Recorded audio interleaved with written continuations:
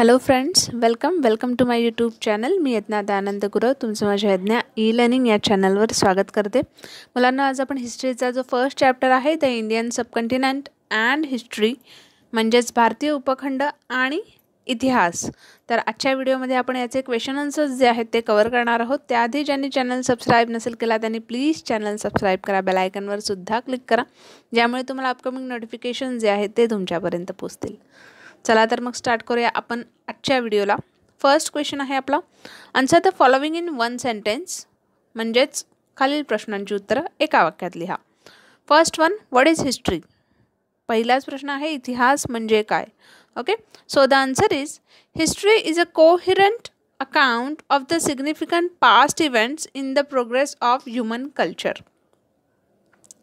Human कल्चरमध्ये जे events झाले म्हणजे ज्या घटना घडल्या त्याचा सिक्वेन्स वाईज आपण जर म्हटलं तर मग सिक्वेन्स वाईज त्या घटनाक्रमानुसार ज्या गोष्टींमुळे आपल्याला कळतं तो इतिहास आहे. Okay, second one, where do human settlements flourish, म्हणजे मानवी समाज दीर्घकाळ वस्ती कोठे करतो. ओके, जास्त काळ तो कोठे वस्ती करून राहतो. So the answer is human settlements have flourished wherever the means of living are plentiful, म्हणजे जिथे जगण्याची सर्व साधनं त्याच्यासाठी उपलब्ध असतात तिथेच तो जास्त काळ वस्ती करून राहतो. Okay, third question, what do the people in the hilly region depend on for their food, म्हणजे डोंगराळ प्रदेशात राहणाऱ्या लोकांना अन्नासाठी कशावर अवलंबून राहावे लागते. So the answer is in hilly region people depend more on hitting and gathering for their food, म्हणजे डोंगराळ प्रदेशात राहणारे जी लोक आहेत त्यांना उष्णता आणि जिथे त्यांना फूड जे आहे ते एकत्र मिळेल अशा ठिकाणी ते राहू शकतात. ठीक आहे. Then fourth, which is the earliest civilisation in India, भारतातील सर्वाधिक प्राचीन नागरी संस्कृती कोणती आहे. So the answer is Harappa was the earliest civilization in India. It was in the plains of the Sindhu, Ganga, Brahmaputra. Sindhu, Ganga आणि ब्रह्मपुत्रा नद्यांच्या खोऱ्यात हरप्पा संस्कृती जी आहे ती उदयाला आले. ओके, सो ही प्राचीन नागरी संस्कृती आहे. Then move to the next question number 2.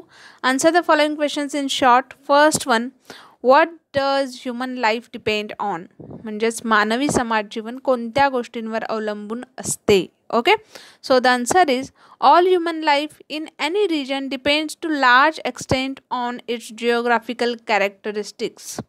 That is life of people hilly regions is more strenuous that of people in plain, म्हणजेच प्रत्येक रिजनमधली जी लोकं आहेत, प्रत्येक समाजातली जी लोकं आहेत ती कशावर डिपेंड असतात तर जिओग्राफिकल कॅरेक्टरिस्टिक्स, म्हणजे त्यांच्या अवतीभोवतीचा परिसर. ओके, त्याच्यावर ते डिपेंड असतात. त्यांचं जे जीवन असतं ते त्यानुसारच, जसं आपण वर पाहिलं आन्सर इन वन सेंटेन्समध्ये की माणूस तिथेच राहतो जिथे त्याच्या सगळ्या गरजा पूर्ण होतात. ओके, सो सेम वे इथेच आहे. जसं हिली रिजनमध्ये जे लोक राहत आहेत त्यांचं लाईफ हे मोर स्ट्रेनियस असतं, म्हणजे जास्त कठीणदायक असतं जे मैदानी प्रदेशात राहतात त्यांच्यापेक्षा. Right, move to the second question. What features of our surroundings form the means of our livelihood. Okay, म्हणजेच आपण राहतो त्या प्रदेशातील कोणत्या गोष्टी आपल्या जगण्याची साधने असतात. ओके, आन्सर द क्लायमेट, तिकडचं वातावरण, रेनफॉल, पाऊस, ॲग्रिकल्चर प्रोड्यूस म्हणजे शेती, then flora and fauna of the region where we live are the means of our livelihood, हे सगळे आपल्या जगण्याची साधने आहेत. Then third question, which region is known as the Indian subcontinent, भारतीय उपखंड म्हणून कोणत्या प्रदेशाला म्हणतात. Answer is Afghanistan, Pakistan, Nepal, Bhutan, Bangladesh, Sri Lanka.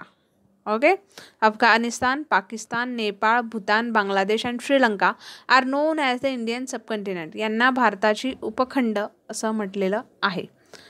Next question number 3, that is give reasons. First one, there is a close relation between history and geography, इतिहास आणि भूगोल यांचं जे नातं आहे ते क्लोज आहे, अटूट आहे. Okay, so the answer is, असं का आहे आपल्याला विचारलं आहे. Answer, there is a close relationship between history and geography because place is one of the pillars and basis for writing history. Place is related to the geographical conditions which influence the food habits, dressing, housing, economic activities of human beings in the given area. Place, history आणि geography म्हणजेच माणसाचं राहणीमान तिथलं, त्याचे food habit, त्याचे dressing, housing, economic activity, ठीक आहे, या सगळ्या गोष्टी ज्या आहेत त्या आपल्या जिओग्राफिकल कंडिशनवर अवलंबून आहेत. Right. Then next question number 2, people are force to leave their settlements, म्हणजे लोकांना गाव सोडून जाणे भाग का पडते. Answer, reasons like the degradation of the environment, drought म्हणजेच दुष्काळ पडणे, इन्व्हेन्शन्स etc. leads to the scarcity and hence people were forced to leave their settlement. आणि या सगळ्या कारणांमुळे, या सगळ्या भौगोलिक कारणांमुळे लोकांना गाव सोडून जाणं भाग पडतं. Okay, move to the next question number 4, explain the difference in the human life in the hilly regions and that on the plains. Hilly region आणि प्लेन म्हणजेच डोंगराळ भागात आणि मैदानी प्रदेशात राहणारी जी लोक आहेत त्यांच्यामध्ये डिफरन्स करायला सांगितलं आहे.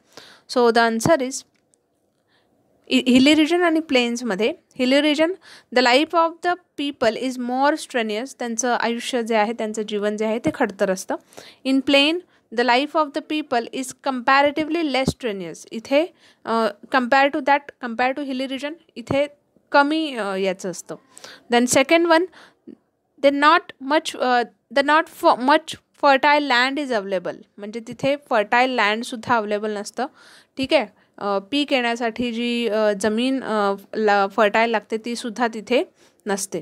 Then here in plains the fertile land is available on the large scale, इथे मोठ्या प्रमाणात मैदानी प्रदेशात फर्टाईल लँड जी आहे ती उपलब्ध असते, सुपीक जमीन जी आहे ती उपलब्ध असते. Then next third, the food grain and vegetables are scarce, इथे जे धान्य पिकवलं जातं किंवा व्हेजिटेबल्स असतात ते स्कॅर्सी असतात आणि इथे the food grains and vegetables are available in sufficient measure, इथे सफिशियंट म्हणजे ठराविक प्रमाणातच फूड ग्रेन धान्य आहे किंवा व्हेजिटेबल्स आहे तर ते उपलब्ध असतं. Fourth one, they undertake hunting of the animals and gathering of the food for consumption, तिथे प्राण्यांची शिकार केली जाते, ठीक आहे, आणि अन्न जे आहे ते मिळवलं जातं. इथे they consume food grain and vegetable in large quantity, इथे धान्य आणि व्हेजिटेबल जे आहे ते मोठ्या प्रमाणात शेती जी आहे त्यांची केली जाते. ठीक आहे. Next question number 5, observe the physical map of India and answer the questions based on it. आता भारताचा जो नकाशा आहे तुमच्या टेक्स्टबुकमध्ये चॅप्टरमध्ये दिलेला आहे तर तो तुम्ही पहा आणि खालील जे क्वेश्चन्स आहेत त्यांची उत्तरं त्यानुसार द्यायची आहेत. So first question, which mountain ranges lie in the north of India, भारताच्या उत्तरेकडे कोणत्या पर्वतरांगा आहेत. ओके, माउंटन रेंज म्हणजे पर्वतरांगा. Answer is Hindu Kush and Himalaya mountain ranges lie in the north India, Hindu Kush आणि Himalaya mountain. Okay. Second one, which are the routes to India from the north east, भारताच्या उत्तरेकडून येणारे मार्ग कोणते आहेत. ठीक आहे. So answer Khyber pass and Bolan pass. ठीक आहे, 2 रूट आहेत, खैबर पास आणि Bolan pass. Okay, are the routes for to India from north east. Okay. Then move to the third question, where do the Ganga and Brahmaputra meet, Ganga आणि ब्रह्मपुत्रा नद्यांचा संगम जो आहे तो कोठे होतो. So the answer is the rivers Ganga and Brahmaputra are meet in Bangladesh. कुठे होतो तर बांगलादेशमध्ये होतो. Fourth question, name the island to the east of the Indian peninsula. आता इंडियन पेनिसुला म्हणजेच भारताच्या पूर्वेस कोणती बेटे आहेत. ठीक आहे, इंडियन पेनिसुला तुम्हाला चॅप्टरमध्ये सांगितलेलंच आहे की भारताच्या दक्षिणेला जे निमुळतं टोक आहे त्यालाच पेनिसुला असं म्हणतात. ठीक आहे. सो कोणती आहेत त्याच्या ईस्टला, पेनिसुलाच्या ईस्टला. ठीक आहे, कोणती आहेत तर Andaman and Nicobar island are the 2 east of the Indian peninsula. Andaman आणि निकोबार ही बेटे आहेत. Fifth question, in which part of India do we see the Thar desert, थरचे वाळवंट जे आहे ते भारताच्या कोणत्या दिशेला आहे. Answer is we see the Thar desert in Rajasthan, Haryana and Gujarat.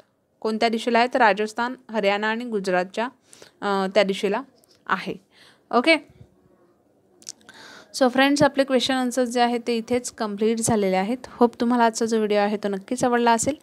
आणि ऑफकोर्स व्हिडिओ जर आवडला असेल तर चॅनलला नक्की लाईक करा, व्हिडिओला लाईक करा, चॅनलला सबस्क्राईब करा, बेलायकनवर क्लिक करा, जास्तीत जास्त लोकांपर्यंत शेअर करा. भेटूया आपण आपल्या नेक्स्ट व्हिडिओमध्ये. तोपर्यंत take care and have a good day.